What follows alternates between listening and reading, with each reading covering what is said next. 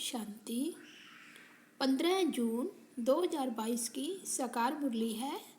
मीठे बच्चे, यह तुम सबकी वानप्रस्थ अवस्था है। वापस घर जाना है, इसलिए बाप और घर को याद करो, पावन बनो, सब खाते खलास करो। प्रश्न है, बाप ही बच्चों को कौन सा धीरज देते हैं?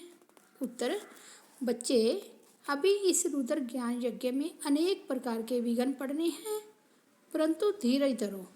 जब तुम्हारा प्रभाव निकलेगा, ढेर के ढेर आने लगेंगे, फिर सब तुम्हारे आगे आकर माथा झुकाएंगे। बंधेलियों के बंधन खलास हो जाएंगे। जितना तुम बाप को याद करेंगे, बंधन टूटते जाएंगे, तुम विक्रमाजीत बनते जाएंगे। गीत बजा है भोलेनाथ से निराला। ओम शांति। भोलानाथ सदैव शिव को ही कहते हैं। शिव शंकर का भेद तो अच्छी तरह से समझा ही है। शिव तो ऊंचते ऊंच मूल वतन में रहते हैं।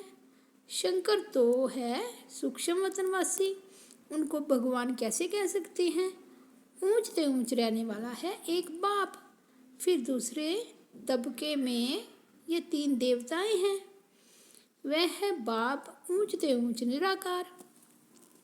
शंकर तो अकारी है। शिव है भोलानाथ, ज्ञान का सागर। शंकर को ज्ञान का सागर कह नहीं सकते। तुम बच्चे जानते हो, शिव बाबा भोलानाथ आकर हमारी झोली भरते हैं, आदि मध्य अंत का राज बता रहे हैं। रचता और रचना का राज बहुत सिंपल है। बड़े बड़े ऋषि मुनि आदि भी इन सहज बातों को जान नहीं सकते हैं।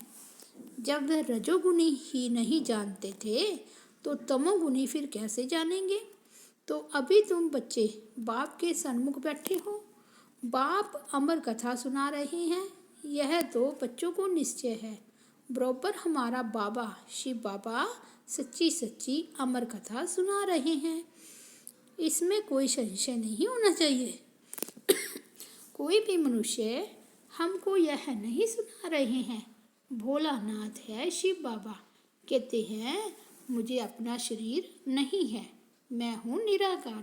पूजा भी मुझे निराकार की ही करते हैं। शिव जयंती भी मनाते हैं।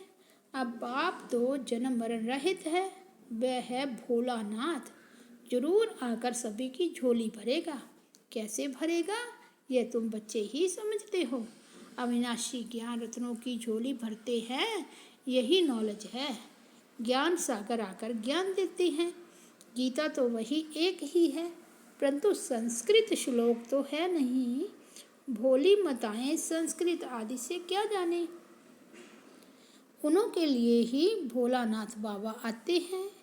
यह माताएं तो बेचारी घर में के काम में ही रहती हैं। यह तो अभी फैशन पड़ा है, जो नौकरी करती है। तो बाबा अब बच्चों को ऊंचते ऊंच पढ़ाई पढ़ा रहे हैं।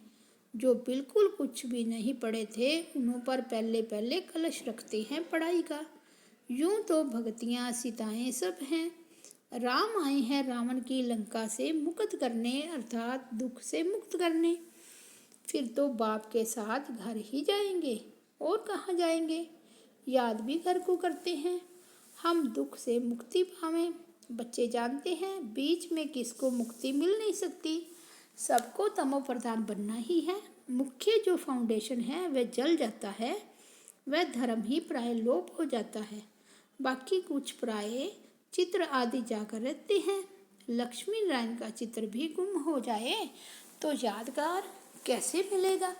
बरोबर जानते हैं देवी देवताएं राज्य करते थे, उन्हों के चित्र भी अभी तक हैं। बच्चों को इस पर समझाना है। तुम जानते हो, लक्ष्मी नारायण बचपन में प्रिंस प्रिंसेस राधे कृष्ण थे, अभी महाराजा महारानी बने हैं। वह है ही सतयुग के मालिक। देवताएं कभी पति दुनिया में पैर नहीं धर सकते। श्री कृष्ण तो है वैकुंठ का प्रिंस, वह तो गीता सुना ना सके। भूल भी कितनी भारी कर दी है। कृष्ण को भगवान कहा नहीं जा सकता, वह तो मनुष्य है, देवी देवता धर्म का है। वास्तव में देवताएं ब्रह्मा विष्णु शंकर तो सूक्ष्म वतन में ही रहते हैं, यहाँ मनुष्य रहते हैं। मनुष्यों को सूक्ष्म वतनवासी नहीं कह सकते। ब्रह्मा देवताय नमः, विष्णु देवताय नमः कह देते हैं ना, वह है देवी देवता धर्म। श्री लक्ष्मी देवी, श्री नारायण देवता, मनुष्य को ही 84 जन्म लेने पड़ते हैं।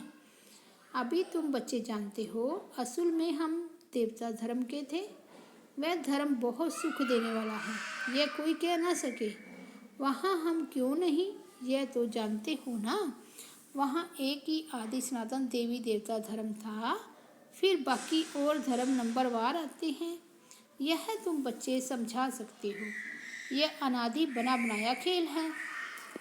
उसमें फिर सतयुग होगा, भारत में ही होना है, क्योंकि भारत ही अविनाशी खंड है, इसका विनाश नहीं होता है। यह भी समझाना पड़ता है। बाप का जन्म भी यहाँ होता है। उनका है दिव्य जन्म, जो मनुष्य सदृश नहीं है। बाप आए हैं निकालने। अभी तुम सिर्फ बाप और घर को याद करो, फिर तुम राजधानी में आ जाएंगे। यह जो आसुरी राजस्थान है, बाप ले जाते हैं देवी राजस्थान में, और कोई तकलीफ नहीं देते। सिर्फ बाप और वर्षे को याद करना है।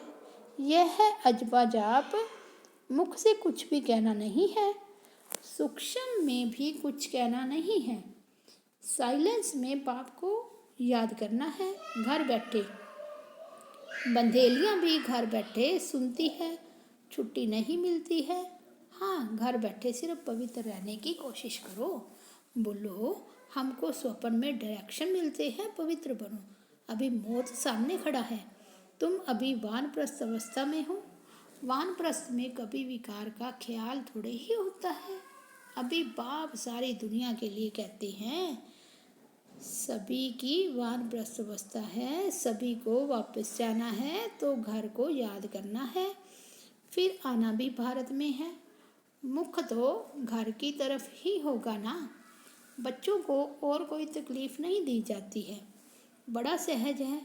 घर में बैठ भल भोजन बनाओ, शिव बाबा की याद में। घर में भोजन बनाते हो तो पति याद रहता है ना। बाप कहते हैं, यह तो पतियों का पति है, उनको याद करो, जिससे 21 जन्मों के लिए वर्षा मिलता है। अच्छा, कोई को छुट्टी नहीं मिलती है, वहाँ भी रह बाप और वर्षे को याद करो। अपना तो तुम छुटकारा कर लो, बाप से पूरा वर्षा ले सकते हो। धीरे धीरे तो छुटकारा मिलना ही है। हाँ, रुद्र ज्ञान यज्ञ में विघ्न भी जरूर पड़ते हैं। आखिरीन जब तुम्हारा प्रभाव निकलेगा तो तुम्हारे चरणों में माथा टेकते रहेंगे।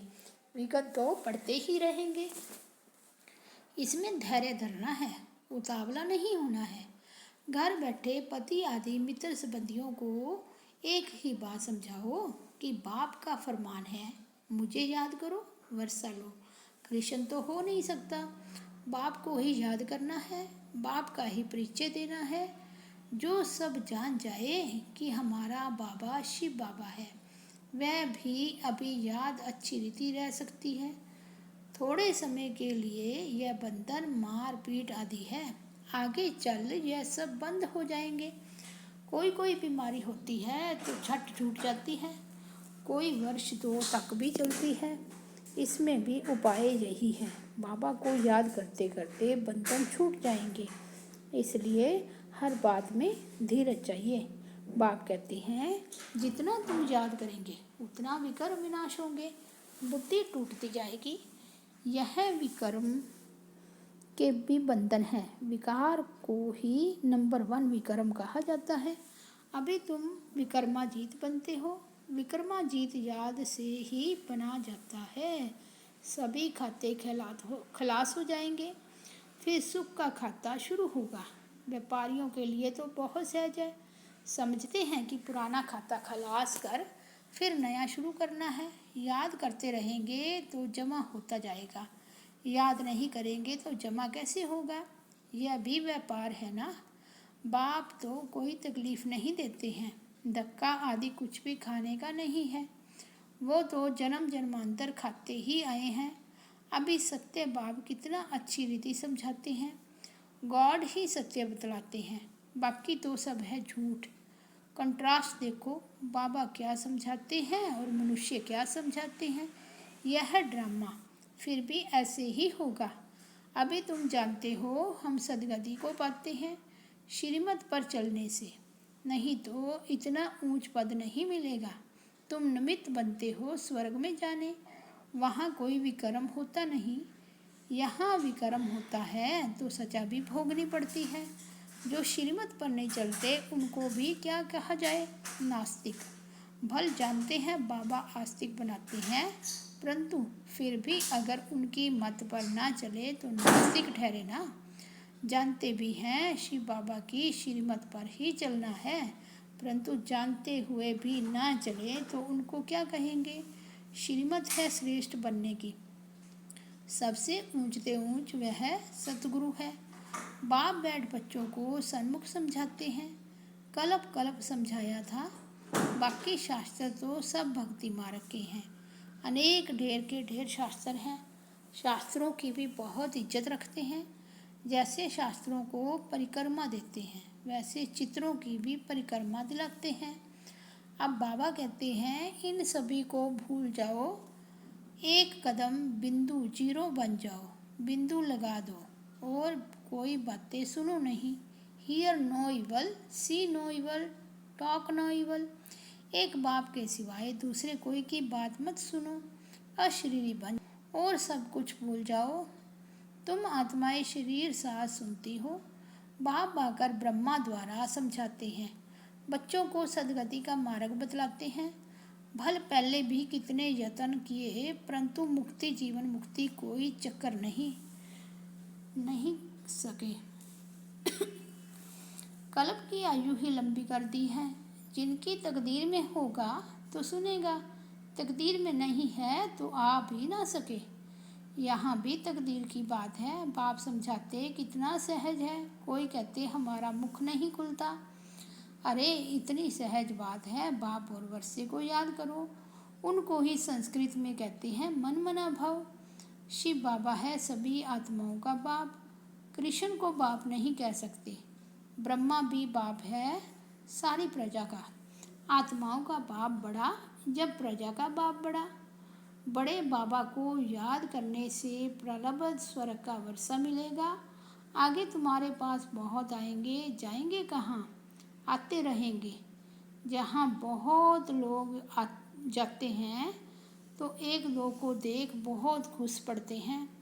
तुम्हारे में भी वृद्धि को पाते रहेंगे। विघ्न कितने भी आए, उन खिटपिट के पास होकर अपनी राजधानी तो स्थापन करनी ही है। राम राज्य स्थापन कर रहे हैं। राम राज्य है नई दुनिया। तुम जानते हो हम अपने ही तन मन धन से भारत को स्वर्ग बना रहे हैं श्रीमत पर। कोई से पहले तुम यह पूछो परमपिता परमात्मा से तुम्हारा क्या संबंध है, प्रजापिता ब्रह्मा से क्या संबंध है। यह है बेहद का बाप। फिर है बिरादरियाँ एक से ही निकली हुई है ना। परमपिता परमात्मा ने प्रजापिता ब्रह्मा द्वारा सृष्टि रची है, अर्थात पति से पावन बनाया है।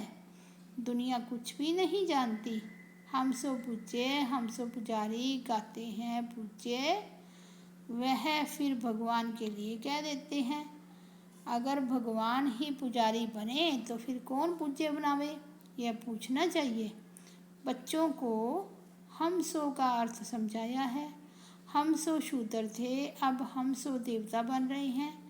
चक्कर को तो याद कर सकते हो ना। गाया भी जाता है फादर शोज सन, सन शोज फादर।